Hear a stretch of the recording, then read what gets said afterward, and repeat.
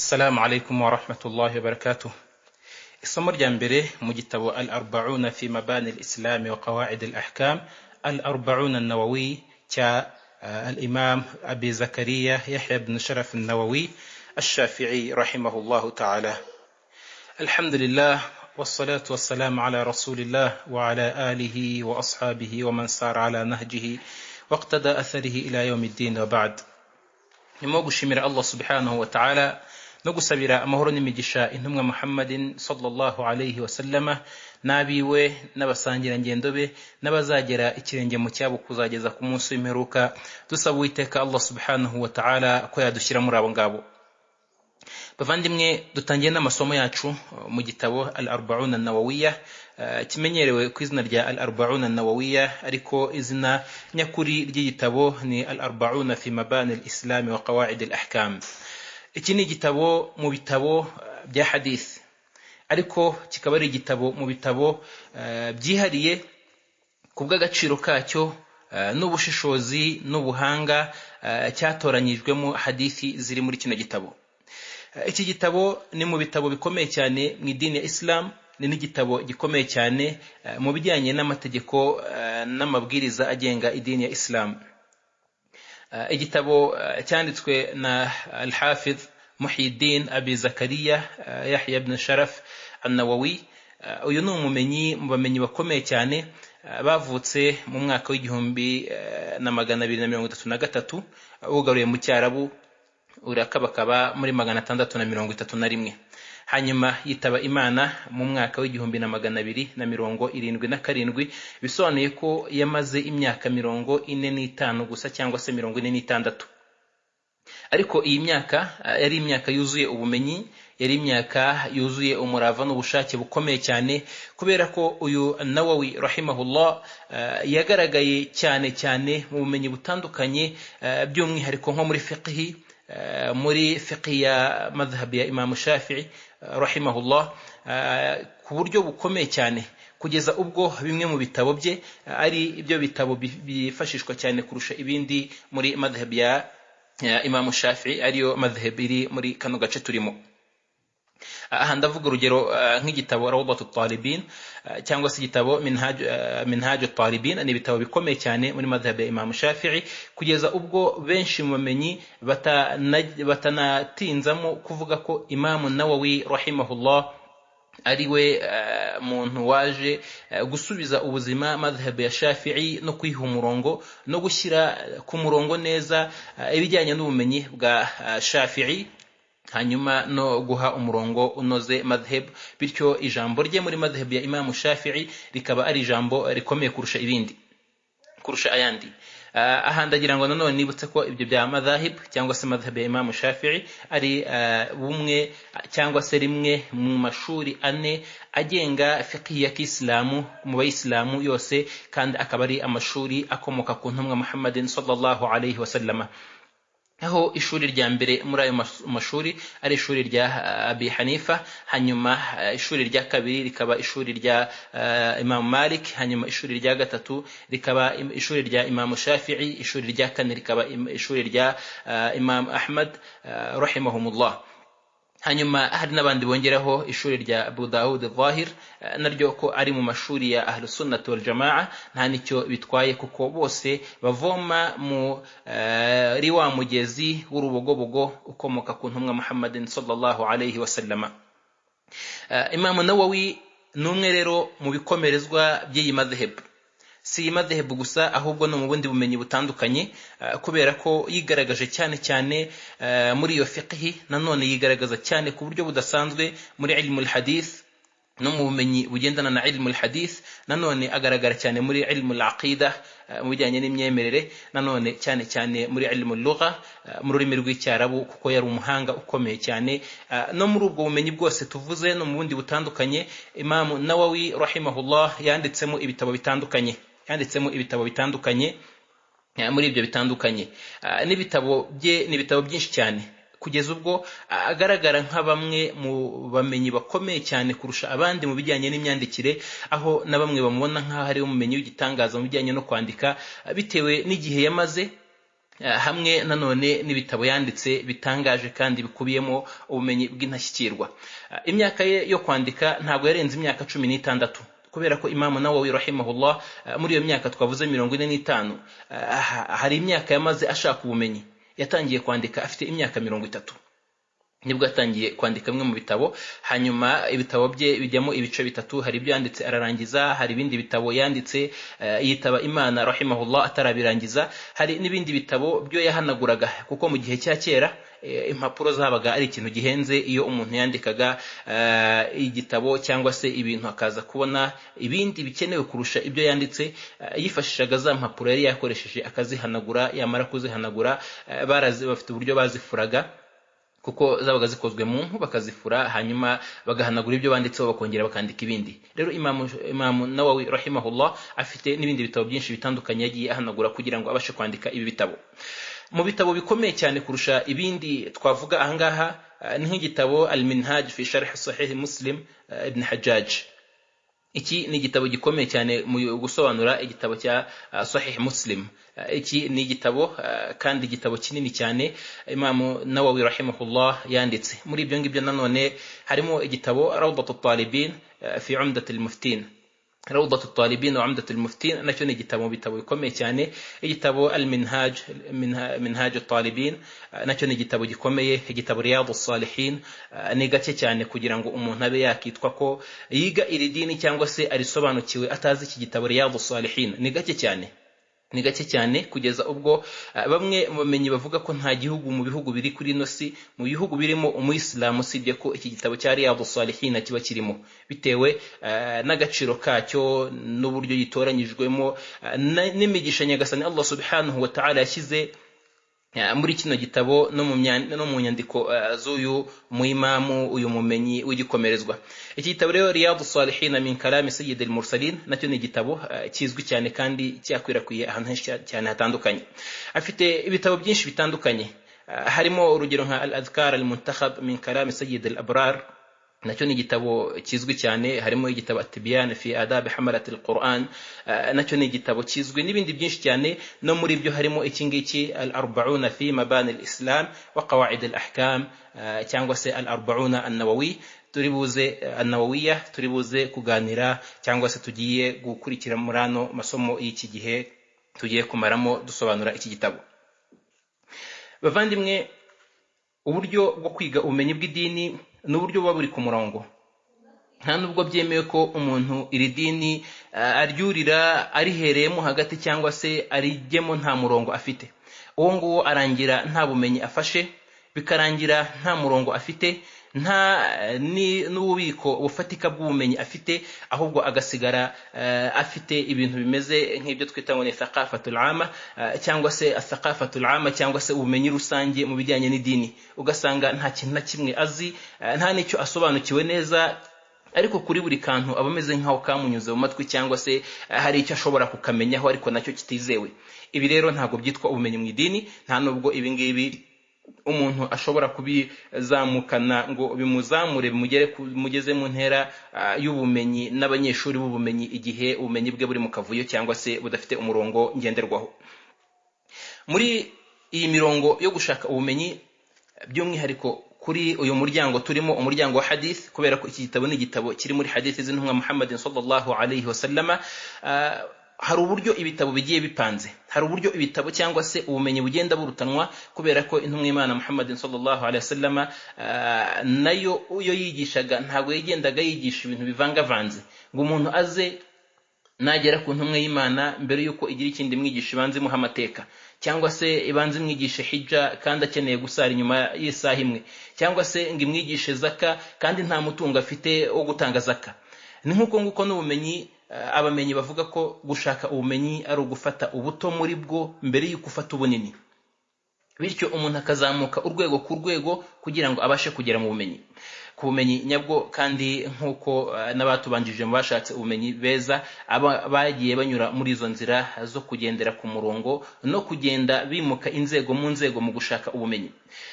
Kuri ubumenyi bwa hadith, mu bitabo abamenyi bagiraho inama uwo ari wese ushaka gushaka ubumenyi muri iri somo rya hadith, ko igitabo akwiye guheraho ari igitabo Al-40 an-Nawawiyya. iki gitabo nicyo aba agomba guheraho.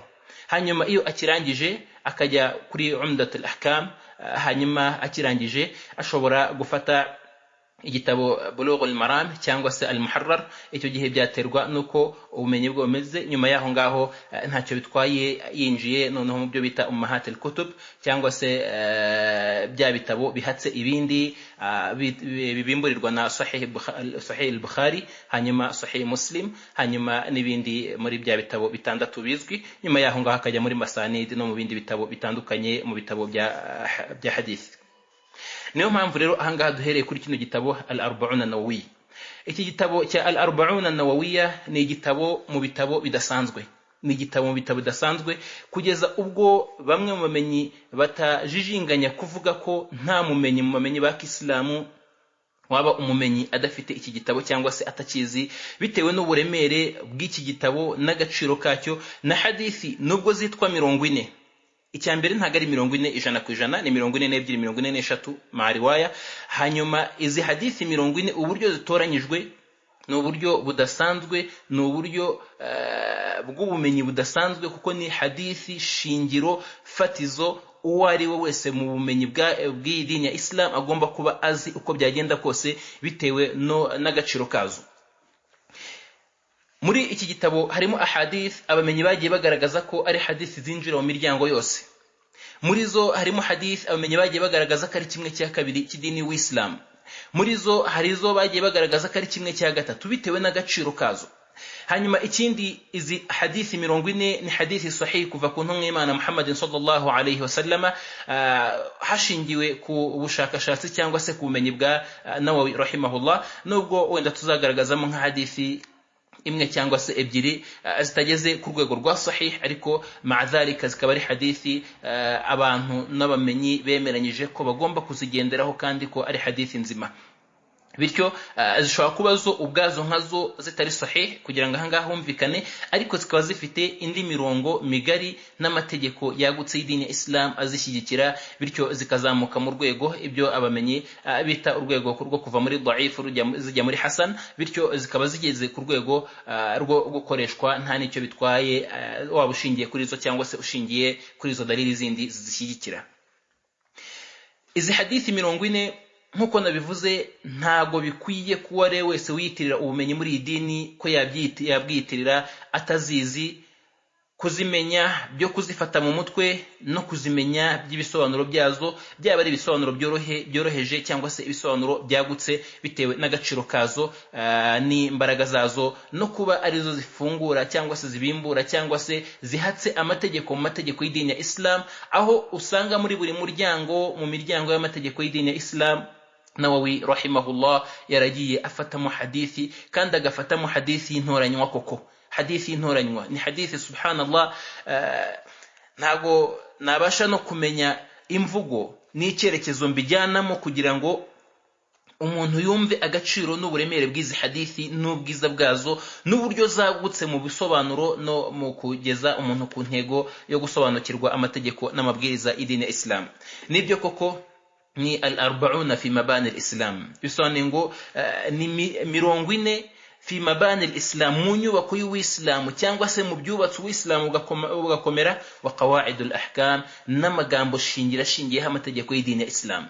Izina niryo kandi na hadithi nizo, n'abamenyi bose bagiye bagaragaza ko izi hadithi koko ari hadithi zinashyikirwa.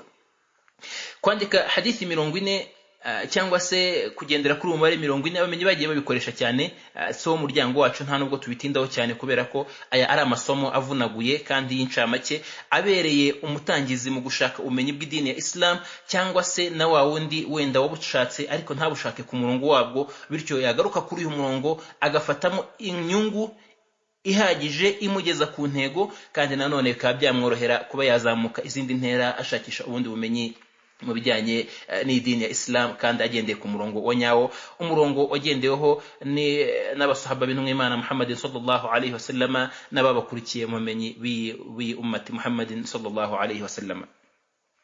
Izi hadithi rero nkuko nabivuze ni hadithi z'ingenzi kandi ni hadithi buri muislam agomba kumenya, ni hadithi buri mumenyi n'uwiyitirira ubumenyi n'uwiyitirira ubuyobozi cyangwa se kugira icyo ahagararira mu idini ya Islam agomba kuba azi, by'umwihariko iyo gishingiye ku bumenyi nko kuba yasengesha abantu cyangwa se yakitwa imamu w'abantu cyangwa se yakitwa umushekhe cyangwa se umwarimu n'ibindi mu mazina abantu bamenyereye kwitwa agendanye n'ubumenyi n'imyigishirize no gusobanukirwa mu mategeko y'idini ya Islam. Ntibikwiye ko umuyisilamu komanga uyu muryango nibura adafite iki gitabo mu mutwe no mu bisobanuro byacyo, cyangwa se azi ibikubiye muri iki gitabo, by'umwihariko muri izi hadithi z'intumwa y'Imana Muhammadin sallallahu alaihi wasallam zintashyikirwa. Nubwo subhanallah alazim mu gihe tugezemo ari igihe cy'agahinda kandi gakomeye, aho usanga umuntu ashobora rimwe na rimwe no kwitwa imbonera y'abamenyi kurusha abandi, nta na hadithi icumi afite mu mutwe, cyangwa se nta na hadithi n'izi 40 atazi ko rimwe na rimwe atazi ko zinabaho, cyangwa se atanemera ko umuntu ashobora kuzifata mu mutwe, cyangwa se ashobora no kubazwa ikibazo cyoroshye cyane muri izi hadithi cyangwa se n'izindi mu bumenyi bw'ibanze umuntu yari akwiye kubaheraho ngo yitwe ko ari umuyisilamu gusa.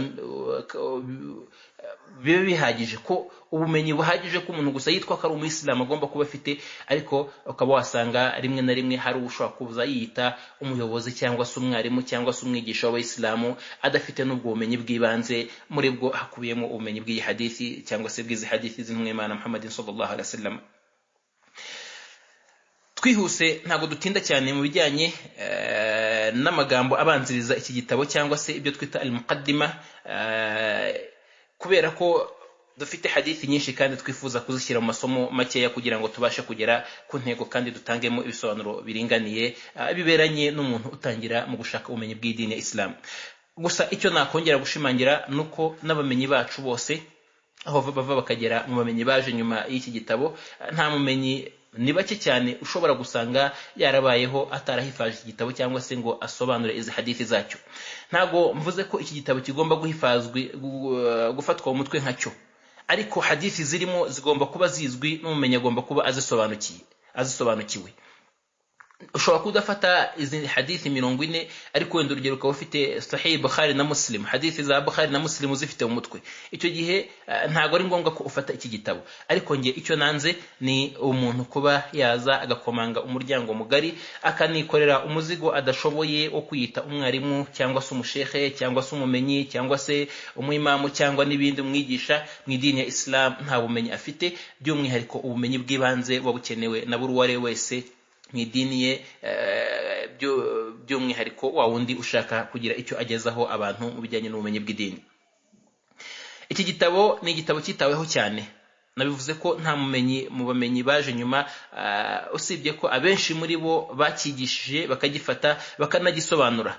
Cyakorewe akazi gakomeye cyane mu bijyanye no kugikwirakwiza no kugitanga no kugifata mu mutwe, kigishwa abana batoya, kigishwa abakuru, kigishwa abamenyi, abantu bose baragikangukira bitewe n'agaciro kacyo, atari uko icyo gitabo wenda cyoroshye kurusha ibindi, ahubwo bitewe n'agaciro kacyo n'uburemere bwacyo n'uburyo nyagasani Allah subhanahu wa ta'ala yafunguye ibituza by'abemeramana kwakira iki gitabo kubw'ibyiza na byinshi cyikoreye mu mategeko n'amabwiriza y'idini ya Islam.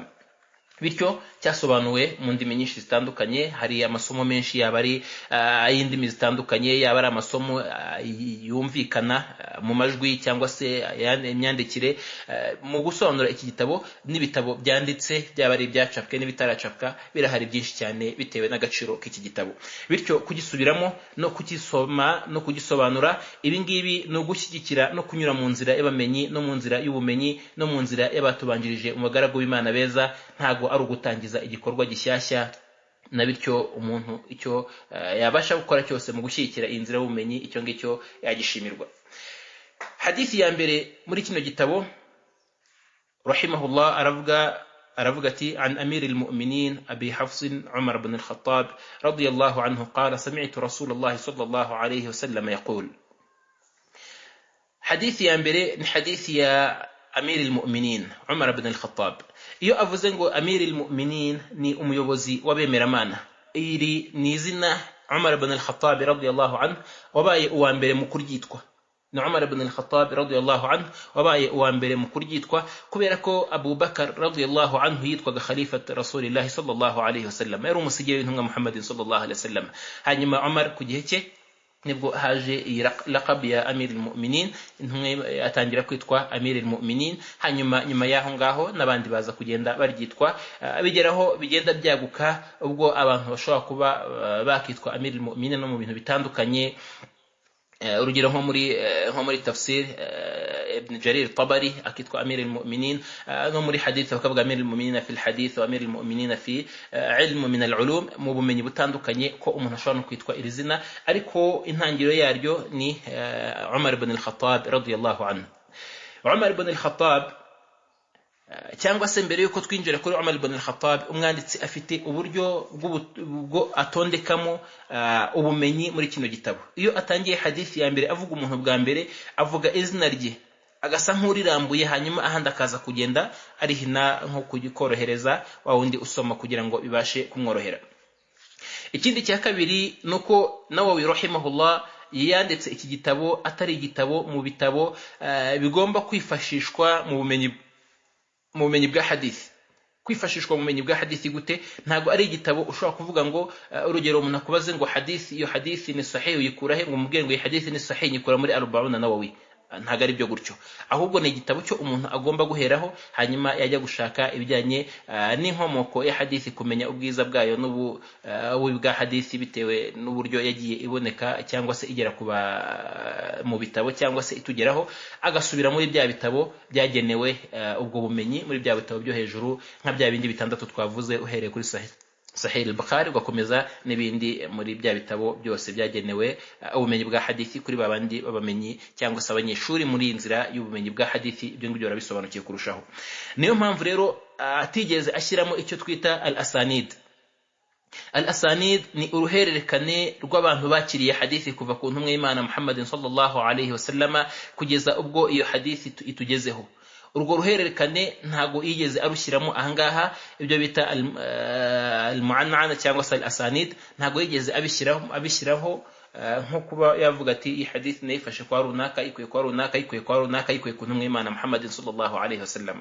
Gusa iyi hadith ni muri hadithi z'umwihariko kuri Umar ibn al-Khattab radiyallahu anhu, ko mu kuyumva ku ntumwa y'Imana Muhammadin sallallahu alayhi wasallam. Iyi ni hadithi y'umwihariko. Ibi nanone bikaba bigaragaza ko izi hadithi z'umwihariko cyangwa se zakiriwe n'umuntu umwe bidasobanuye ko hadith aba ari dhaif, ahubwo hadith aba ari sahih, kuko iki hadith ari hadithi muri hadithi zidashidikanywaho n'uwari wese mu bamenyi ko ari hadithi sahih, kandi akaba ariyo hadithi y'umwihariko kuri Umar ibn al-Khattab, aho nta wundi wayakiriye ku ntumwa y'Imana Muhammadin sallallahu alaihi wasallam utari Umar ibn al-Khattab radiyallahu anhu. Aravuga ati rero an Amir al-Mu'minin, bivuye ku muyobozi w'abemeramana Abi Hafs. Umar ibn al-Khattab yitwaga Abi Hafs cyangwa se Papa Hafs. Hafs yari umukobwa w'intumwa y'Imana Muhammad, yari umukobwa wa Umar ibn al-Khattab radiyallahu anhu, akaba yaranamushyingiye n'intumwa Muhammadin sallallahu alayhi wasallam, akitwa Umar ibn al-Khattab, we yitwa Umar ibn al-Khattab, Umar mwene Khattabi radiyallahu anhu, Imana imwishimire. Qala sami'tu Rasulullah sallallahu alayhi wasallam yaqul, aravuga ati numvishe intumwa y'Imana Muhammadin sallallahu alayhi wasallam ivuga. Umar ibn al-Khattab twavuze bimwe mu bye, ariko mu bikomeye kurusha ibindi nuko ari we abamenyi n'abayisilamu twemeranya ko ari we mwiza wa kabiri nyuma y'intumwa Muhammadin sallallahu alayhi wasallama muri ummati Muhammadin sallallahu alayhi wasallama. Niwe mwiza wa kabiri. Uwa mbere nyuma y'intumwa ni Abu Bakar radiyallahu anhu, hanyuma uwa kabiri akaba Umar ibn al-Khattab. Ibyo ngibyo as-salafu salih, abamenyi n'abayisilamu bose bemeranya ko nyuma y'intumwa Muhammadin sallallahu alayhi wasallama umwiza ari Abu Bakar, hanyuma n'inyuma ya Abu Bakar bakemeranya ko umwiza ari Umar ibn al-Khattab. N'abasahaba b'intumwa Muhammadin sallallahu alayhi wasallama niko nabo babyemeraga, ni nako banabivugaga. Nta naho ushobora kuzabona umusahaba yaragize uwo arutisha Abu Bakar mu basahaba cyangwa se mu bantu, cyangwa se ngo agire uwo arutisha Umar utari Abu Bakar mu basahaba cyangwa se mu bantu, kubera ko abangaba aribo bari beza kurusha abandi mu basahaba b'intumwa y'Imana Muhammadin sallallahu alaihi wasallam. Nuko nguko bakurikiranye hagakurikiraho Uthman, hagakurikiraho Ali. Ahangaha abamenyi n'abayisilamu niko babyemeranya, ntacyo bitwaye bamwe babonye ko Ali yari mwiza kurusha Uthman, n'abandi bakabona ko Uthman ari mwiza kurusha Ali, ariko abamenyi n'abayisilamu twemeranyije ko Abubakar ari we mwiza, hanyuma Umar ibn al-Khattab, hanyuma Uthman ibn Affan, hanyuma Ali ibn Abi Talib. Abo ngabo bakaba ari nabo bitwa al-Khulafa ar-Rashidin, babasigire b'intumwa y'Imana bayobotse kandi beza kurusha abandi. Umar ibn al-Khattab rero yinjiye uwisilamu abwinjira akiri Maka, hanyuma aza kwimuka yimukira Madina. No mu kwimuka kwe harimo inkuru zimenyerewe cyane kandi n'ubutwari bwagiye bugaragara, aho atajyaga arya indimi mu byo yakoraga byose kubw'ubutwari yari afite n'igitinyiro yari afite hagati y'Abakuraishi.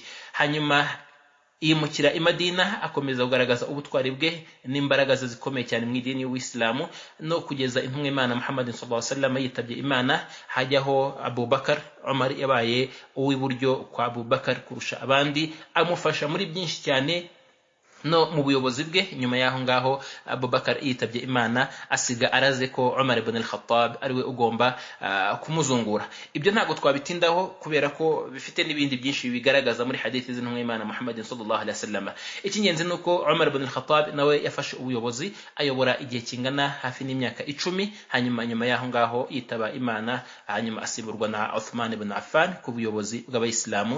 Mu gihe cye yakoze byinshi cyane bikomeye cyane, kandi no mu byiza by'intashyikirwa uwo ari wese adashobora gukora.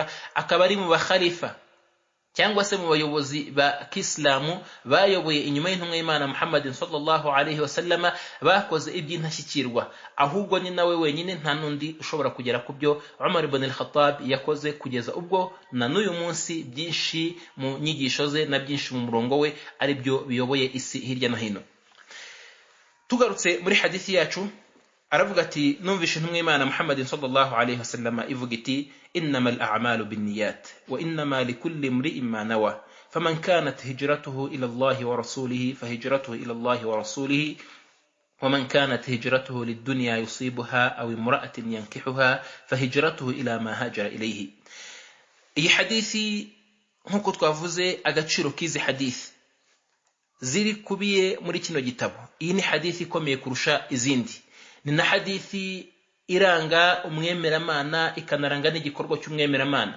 Abamenyi bakagaragaza ko iyi hadithi ari kimwe cya kabiri cy'idini, abandi bakavuga ko ari hadithi ahubwo ikubiyeho idini ryose, kubera ko nta muryango mu miryango y'idini usibye ko iyi hadithi yinjiramo, kuko ni hadithi irebana n'icyitwa umugambi, n'umugambi akaba ari ryo shingiro na fatizo ry'ibihembo by'umuntu cyangwa se ibihano bye byo gutungana kw'igikorwa cye cyangwa se kwangirika kw'igikorwa cye, cyangwa se kuba imbonera kwe imbere y'Imana no kuba yaba uyigometse imbere y'Uwiteka Allah subhanahu wa ta'ala, byose bishingira ku mugambi. Hadithi ikavuga iti innamal a'malu binniyati, mukuri buri gikorwa kigendana n'umugambi. Ibi bisobanuye ngo nta gikorwa uretse ko kigomba kuba gifite umugambi wacyo. Igikorwa kivugwa ahangaha muri iyi hadithi ni igikorwa cyakirwa imbere y'Uwiteka Allah subhanahu wa ta'ala, ni n'igikorwa umuntu akora yiyegereza Uwiteka Allah subhanahu wa ta'ala. Icyo nicyo kiri imbere y'ibindi, ariko bitabujije ko n'ibindi bikorwa byose bigomba kuba bifite umugambi, na buri wari we wese muri babandi b'inyangamugayo bafite ubwenge ntagakwiye gukora igikorwa uretse ko kigomba kuba gifite umugambi wacyo, hanyuma akarushaho kuba inyangamugayo n'umunyabwenge kurusha abandi. Iyo wa mugambi awunogeje akawugira mwiza, cya gikorwa kikarushaho kumwegereza Uwiteka Allah subhanahu wa ta'ala. Iyi hadithi irigaragaza ko igikorwa icyo ari cyo cyose gishobora kuba ibada cyangwa se kikaba al-ma'asiya, gishobora kuba kugandukira Imana cyangwa kikaba kwigomeka ku Mana bitewe n'umugambi cyakoranywe. Bityo umuntu ashobora gukora igikorwa cyitwa ko ari igikorwa gisanzwe, kikamuzamura imbere y'Uwiteka Allah subhanahu wa ta'ala, kikanamutumbagiza mu byiza bye imbere y'Uwiteka Allah subhanahu wa ta'ala.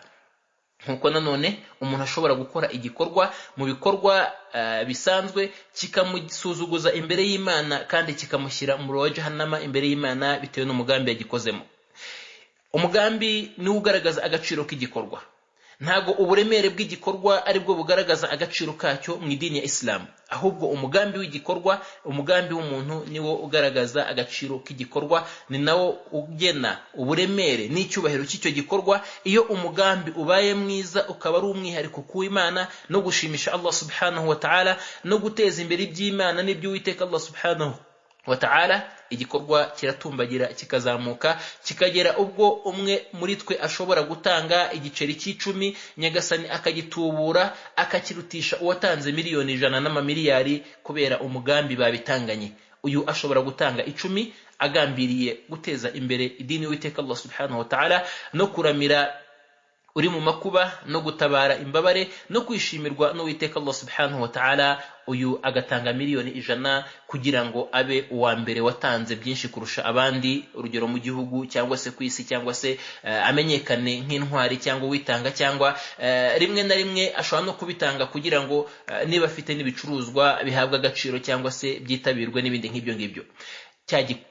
Za miliyoni ze imbere y'Imana zikaba impfabusa, wa wundi watanze 10 rye imbere y'Imana rikamuzamura rikamutumbagiza akaba imbonera kandi akazaba mu bambere bazinjira mu ijuru ry'Uwiteka Allah subhanahu wa ta'ala. Ati innamal a'malu binniyat, buri gikorwa kigendana n'umugambi wacyo, wa innama likulli imri'in ma nawa, na buri muntu azahemberwa umugambi yakoranye igikorwa cye, na buri muntu azahemberwa umugambi yakoranye igikorwa cye. Nkuko twabivuze, umugambi wawe niwo uzakuzamura cyangwa se ukakumanura. Umugambi wawe niwo utuma igikorwa cyari gisanzwe kigira agaciro cyangwa se kigata agaciro cyangwa kikaguma ku rwego cyari kirimo. Urugero, umuntu kurya ni bisanzwe, ashobora kurya uyu nguyu bikamuzamura imbere y'Uwiteka, undi bikamumanura imbere y'Uwiteka, undi ntibimuzamure ntibinamumanure.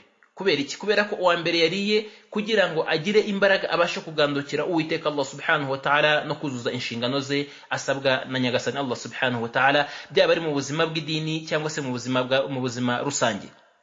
Ibyo bikamuzamura imbere ya Allah subhanahu wa ta'ala. Undi ashobora kubirya kugira ngo abone imbaraga, ajye kwigomeka, ajye kurwana, ajye kurengera ku mbago z'Uwiteka Allah subhanahu wa ta'ala muri bya bikorwa bitandukanye bizira Uwiteka Allah subhanahu wa ta'ala yaziririje. Rimwe na rimwe muri byo hari bikeneye ko umuntu kugira ngo agikora abasha kugira imbaraga z'umubiri, bityo wa wundi akarya kugira ngo za mbaraga zibone abashe kujya muri ibyo bikorwa, byaba ari ukwiba cyangwa se gusambana cyangwa se gusebanya cyangwa se kujya mu bidafite agaciro. Ibyo ngibyo bikamumanura bikanamusuzuguza bya biryo yariye, bikaba impamvu yo kurakarirwa n'Uwiteka Allah subhanahu wa ta'ala.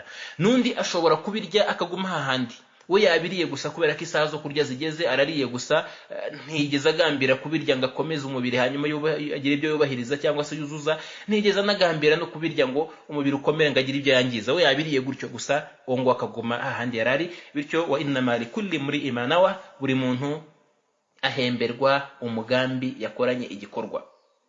Faman kanat hijratuhu ila Allah wa rasulihi fahijratuhu ila Allah wa rasulihi.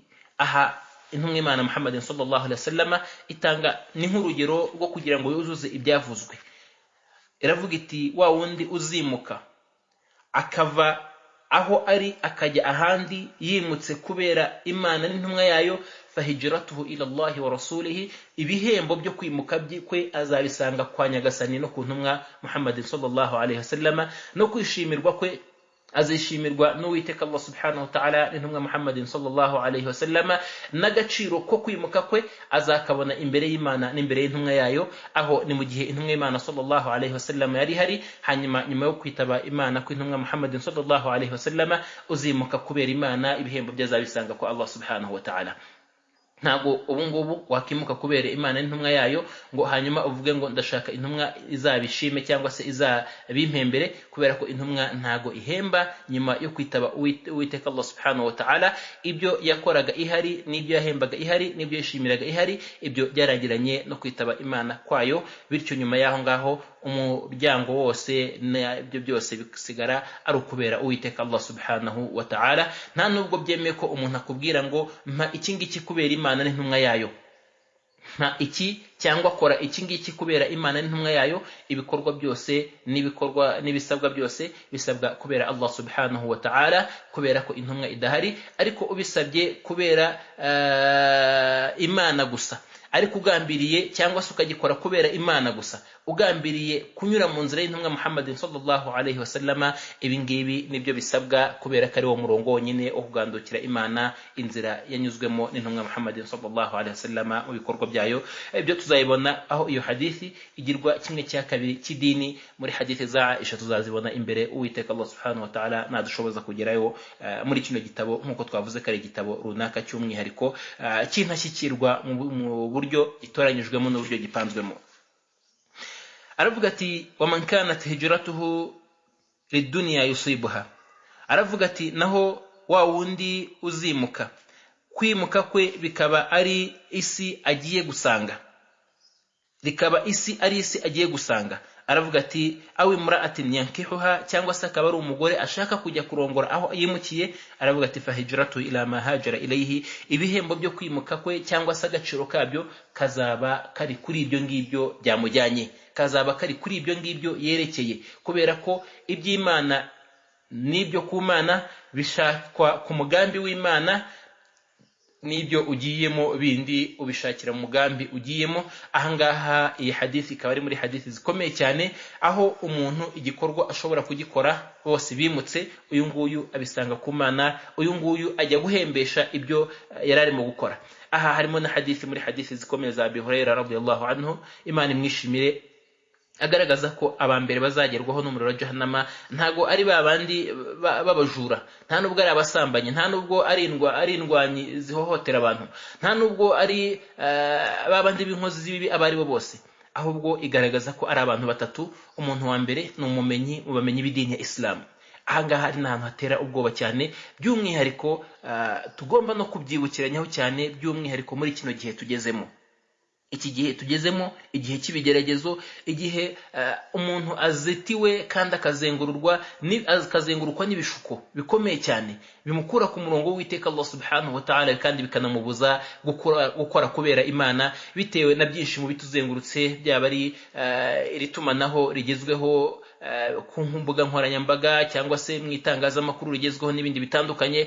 No mu bihe tugezeho, abantu bose bafite umuravo wo gusahuranwa no kurwanira isi bihuta kandi bafite umuvuduko mwinshi, aho bifuza kandi bakanashaka buri gikorwa cyose bakoze kukibyaza umusaruro mu mitungo y'isi cyangwa se muri iyi miyonga y'isi tubona ituzengurutse hirya no hino, byaba ari mu kumenyekana, byaba ari mu mitungo ifatika, byaba ari mu gushimwa, byaba ari mu gukurikirwa na benshi n'ibindi bitandukanye, aho dusigaye tubona ibintu by'urukozasoni birenze ukwemera, bikarushaho gutera agahinda, aho abantu barimo kubikora mu izina ry'idini.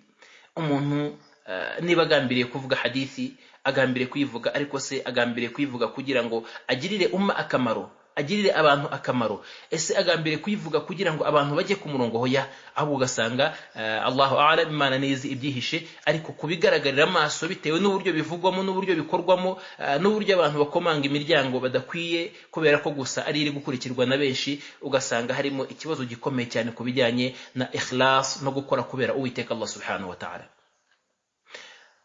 Ugasanga aho umuntu yakavuze ibifitiye abantu akamaro, arimo aravuga ibiri buze kumuha abamukurikira ari benshi. Ugasanga umuntu niba agiye kuvuga ibifite akamaro, nkaho yakabivuze mu buryo buri buze gutanga ishusho, ahubwo harimo n'uburyo bumeze nko kwigaragaza no kwibonekanisha, rimwe na rimwe amafoto adakenewe, amavideo atari ngombwa, kwerekana ibitari ngombwa mu gihe cyo kuvuga ibyo uvuga.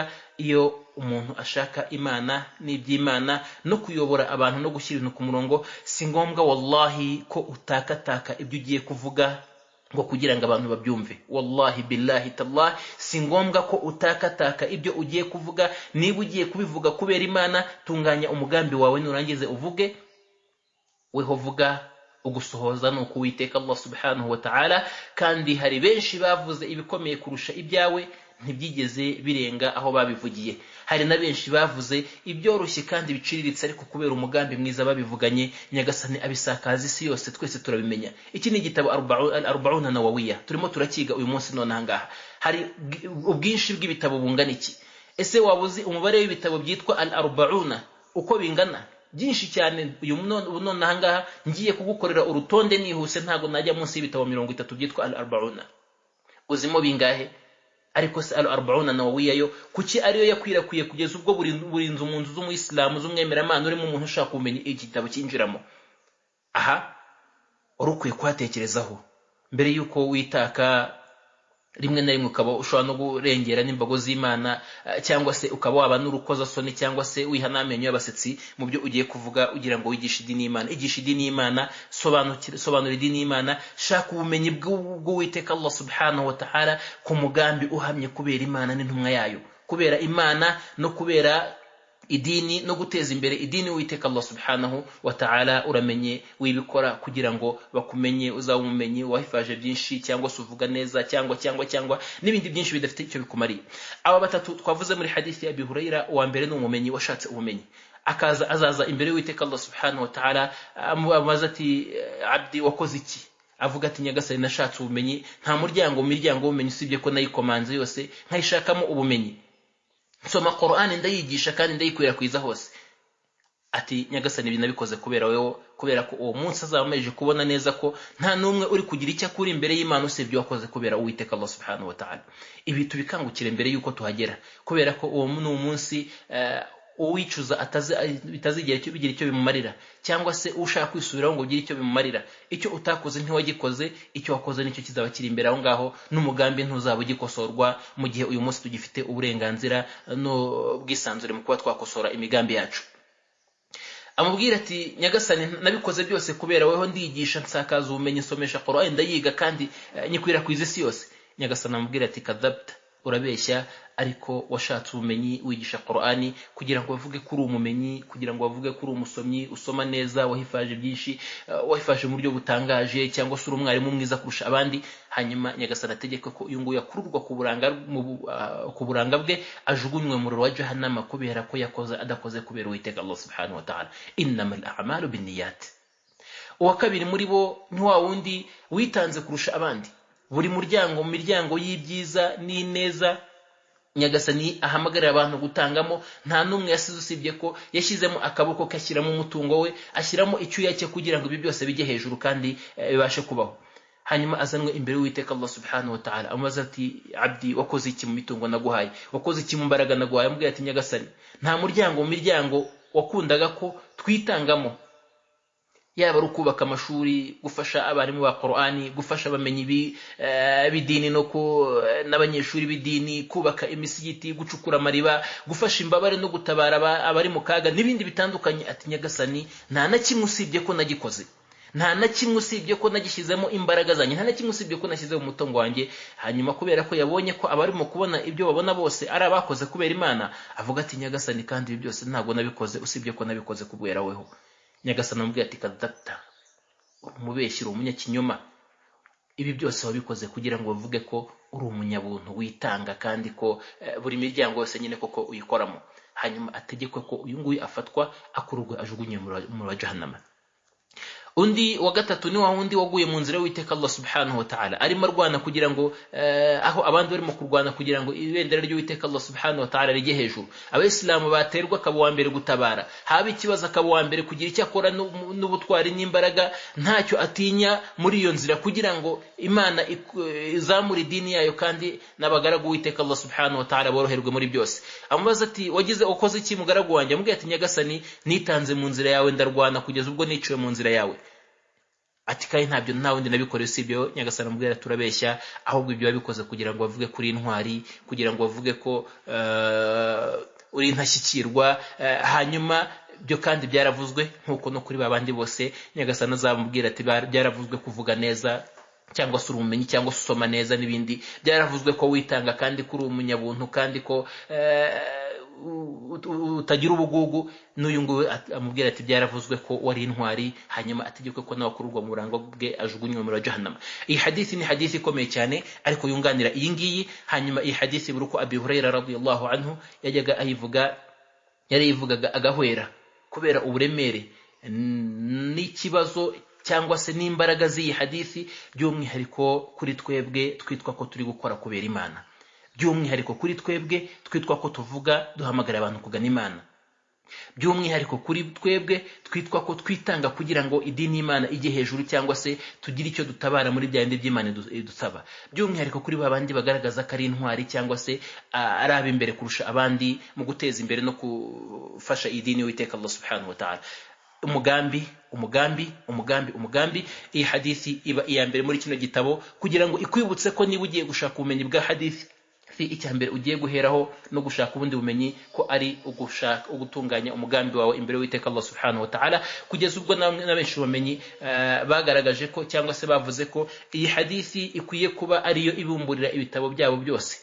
Muri buri gitabo umuntu agiye kwandika ko akwiye kukibumburira cyangwa se akagifunguza iyi hadithi kugira ngo buri ugisoma na uri kucyandika wese azirikane ko ibyo agomba gukora agomba kubanza kunoza umugambi we hagati ye n'Uwiteka Allah subhanahu wa ta'ala. Mugandukira rero nawe ntago nabura kukubwira ko mu bikorwa byose urimo zirikana Uwiteka Allah subhanahu wa ta'ala, hanyuma tunganya umugambi wawe. Ibyo bindi byose bigukikije muri iyi miyonga y'isi byose birashira, ariko iby'Imana bigasigara biri imbere, kandi wakoze kubera Imana ntazigera seba, ntazigera mwara, nta nubwo azigera ajya hasi, azahora ari hejuru iteka ryose, haba ari hano ku isi n'ejo ku munsi w'imperuka. Ariko wakoze adakoze kubera Imana ashobora gushimwa akanya gatoya, ariko igihombo nicyo kizamuherekeza, haba ari hano ku isi n'ejo ku munsi w'imperuka. N'abandi bose ukora utereka Imana, babandi ukora udakora kubera Imana, babandi wereka aho kugira ngo wereka Uwiteka Allah subhanahu wa ta'ala, fa wallahi ndahiye Imana isumba byose ko abagaragu b'Imana beza muri bo Nyagasani abagusebyaho kandi banakureba bakabona koko ko ibyo urimo bisa nkaho bifite inenge kandi bitanasobanutse. Ese ntubona umuntu wicara akibaza ngo abantu ko ntacyo ntabakorera kubera iki batanyubaha? Ntago murumva iryo jambo rivugwa n'umuntu. Aba bantu ko batubaha abamenyi cyangwa se ko batubaha abayimamu, ko batubaha abarimu b'idini, ko batubaha ko abamenyi, abantu ko batabona ko ahangaha mbere yo kugira ngo ugire handi ushakira inenge y'iri jambo urimo kuvuga, banza uryishakiremo weho, ryishakemo weho. Koko se kuki batabyubaha kandi koko barakwiye kuba babyubaha? Aho ntiwagiye kubibereka Nyagasani akabahuma amaso ntibabashe kubibona? Iyo uza kubyereka umwami w'abami yari kumanura urukundo mu mitima yabo, akamanura ibyo ngibyo ushaka mu mitima yabo, bikakuzira, ahubwo wowe ugatangira kubihunga kubera ko byakubanye byinshi. Ariko kubera ko ari biriya ushaka muri za ndonke za hano ku isi ya miyonga irangira vuba cyane, Nyagasani nawe mu nkoni zikomeye cyane agukubita, nuko muri bya bindi ushaka aho uzagera ubikeneye cyane kurusha ahandi ntabwo uzabihabona. Bityo uramenye ntuze no kubeshywa n'iminota mike ushobora kubonamo zimwe mu nyungu za zindi z'isi washaka mu gikorwa cy'Imana. Uramenye ntibizagukange, ariko igihe uzaba ugikeneye koko neza, ukeneye koko ya nyungu, ukeneye koko n'agaciro ka cya gikorwa, aha niho Nyagasani azagukubitira inkono, umenye ko ibyo wakoze wibeshye. Bityo tugaruke kubera Uwiteka Allah subhanahu wa ta'ala, bityo dukore kubera Uwiteka Allah subhanahu wa ta'ala. Nge uvuga ibi ngibi mbyibwire mbere yuko mbikubwira, kubera ko ninjye ubikeneye mbere yuko ubikeneye, kubera ko nabimenye cyangwa se nahisemo kubivuga, mbimenye ko ari njyewe bireba mbere yuko weho bikureba. Ariko ntitumere nka babandi batunga umuntu urutoki nyamara izindi zisigaye zose zibareba, akashinja abandi nyamara ibyo abashinja ari we wa mbere wambaye icyo gisebo n'icyo kimwaro. Twese dukeneye ikhlas, twese dukeneye kubera Imana, twese dukeneye kurwana n'imigambi yacu. Abamenyi b'Uwiteka Allah subhanahu wa ta'ala bajyaga bavuga ko nta gikomeye kurusha ibindi mu byo barwana nabyo uretse umugambi wabo, kubera ko umugambi ugahindagurika ku muntu. Utangira kuvuga ijambo kubera Imana, wageramo hagati shayitani akakuvangira, akaba yakuzanira uwo wifuzaga ko yicara muri icyo cyicaro kugira ngo akumve, akaba yakuzanira uwo wifuzaga kakubona, akaba yakuzanira ubwinshi bw'abantu cyangwa se akazana ubuke bwabo, cyangwa akaba yazana ikindi mu bindi bintu bikuvangira kugira ngo agukure kuri uriya murongo. Buri uko ako kantu kose kakuvangiye, waba ugiye kwitanga, waba ugiye gukora igikorwa mu bikorwa by'idini n'igikorwa cy'ubuzima bwawe bwa buri munsi, ongera wibuke Imana, uvume shayitani, ushikame ku murongo w'Uwiteka Allah subhanahu wa ta'ala, usaba Imana ko yakwakira ibyo urimo, kubera ko ibyo nibyo bizaguha agaciro imbere y'Uwiteka Allah subhanahu wa ta'ala. Iyi hadithi mwanditsi rahimahullah aravuga ati rawahu imama al-muhaddithina, yakiriwe n'abayimamu babiri muri babayimamu babamenyi ba hadithi, babandi bikomerezwa kurusha abandi mu bumenyi bwa hadithi. Aravuga ngo ni Abu Abdullah, ahera kwitwa Abu Abdullah papa wa Abdullah Muhammad ibn Ismail ibn Ibrahim witwaga Muhammad mwene Ismail mwene Ibrahim ibn al-Mughira mwene Mughira ibn Bardizbah mwene Bardizbah al-Bukhari ariwe al-Bukhari rahimahullahu ta'ala. Abu al-Husayn wa Abu al-Husayn wa kabirini Abu al-Husayn wa mbere witwa Abu Abdullah niwe al-Bukhari, hanyuma uwitwa Abu al-Husayn niwe Muslim, abantu bamenyereye ku izina rya Muslim. Aravuga ati wa Abu al-Husayn na Abu al-Husayn Muslim ibn Hajjaj, Muslim ibn al-Hajjaj, Muslim mwene al-Hajjaj ibn Muslim mwene Muslim al-Qushayri an-Naysaburi fi sahihayhima alladhaini huma sahhu al-kutub al-musannafa. Mu bitabo byabo bibiri byizewe, ibyo ari byo bitabo byizewe kurusha ibindi mu bitabo byanditswe n'ikiremwa muntu cyase mu bitabo biri mu idini ya Islam. Ibi bitabo nibyo bitabo bikurikira igitabo cya Quran mu bijyanye no kwizerwa, hanyuma hakabanza Sahih al-Bukhari, hanyuma hagakurikiraho Sahih Muslim, ibindi byose bikaza bikurikiye aho ngaho, aho bamwe batandukana mu bikurikiraho, ese hakurikiraho Muwatta, ese hakurikiraho Sunan Abi Dawud n'ibindi bitandukanye. Ibyo ngibyo bishakirwa ubumenyi bwa hadithi no kuri babandi bashaka kwinjira mu bumenyi bwa hadithi koko bakinjiramo ukuri ko kwinjiramo bakanoza ibijyanye n'ubwo bumenyi. Aha niho twasozereza isomo ryacu, dusaba Uwiteka Allah subhanahu wa ta'ala ko yakakira ibi bikorwa dukora kandi akadushyira muri babandi babikora nta wundi babyereka usibye we rukumbi, hanyuma kandi akazaduha n'inyungu yabyo haba hano ku isi n'ejo ku munsi meruka tukazisanga amagarago b'Imana beza. Wa akhir da'wana alhamdulillahi rabbil alamin, subhanakallahumma bihamdika nashhadu an la ilaha illa anta nastaghfiruka wa natubu ilayk. السلام عليكم ورحمة الله وبركاته.